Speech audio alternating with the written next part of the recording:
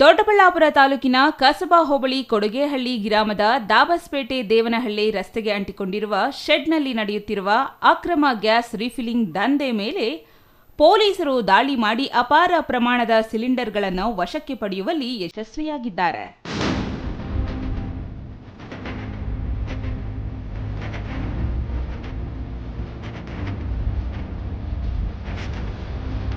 ಅಲ್ಲದೆ ರೀಫಿಲಿಂಗ್ ಮಾಡುತ್ತಿದ್ದ ಸ್ಥಳದಲ್ಲಿದ್ದ ವಾಹನಗಳನ್ನು ವಶಕ್ಕೆ ಪಡೆದು 5 ವಿರುದ್ಧ ಪ್ರಕರಣ ದಾಖಲಿಸಿಕೊಂಡಿದ್ದಾರೆ. ಅಕ್ರಮ ಗ್ಯಾಸ್ ರೀಫಿಲಿಂಗ್ ಅಡ್ಡೆಗಳು ಮಿತಿ ಮೀರುತ್ತಿರುವ ಆರೋಪದ ಬೆನ್ನಲ್ಲೇ ಪೊಲೀಸರು ರೀಫಿಲಿಂಗ್ ಅಡ್ಡೆಯ ಮೇಲೆ ದಾಳಿ ನಡೆಸಿದ್ದಾರೆ.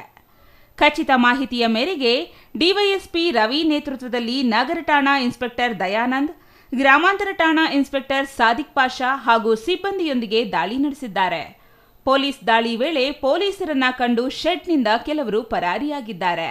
ಈ ವೇಳೆ ಭಾರತ್ ಗ್ಯಾಸ್, ಇಂಡೇನ್, ಆಗ್ನಿ ಕಂಪನಿಯ ವಿವಿಧ ರೀತಿಯ 472 ಗ್ಯಾಸ್ ಸಿಲಿಂಡರ್, 47 ರೀಫಿಲಿಂಗ್ ರಾಡುಗಳು, 5 ವಾಹನಗಳು, 2 ಎಲೆಕ್ಟ್ರಾನಿಕ್ ತೂಕದ ಯಂತ್ರಗಳನ್ನು ವಶಪಡಿಸಿಕೊಂಡಿದ್ದಾರೆ. ಸ್ಥಳದಲ್ಲಿದ್ದ ಕುಮಾರ್, ಸೋನು ಗಜಾನನ ಪುಂಡೆ, ಪವನ್ ಸಿಂಗ್, ರವಿ, ನಬಿ ಎಂಬುವವರ ವಿರುದ್ಧ ಪ್ರಕರಣ ದಾಖಲಿಸಿಕೊಂಡಿರುವ ಪೊಲೀಸರು ವಿಚಾರಣೆ ನಡೆಸುತ್ತಿದ್ದಾರೆ.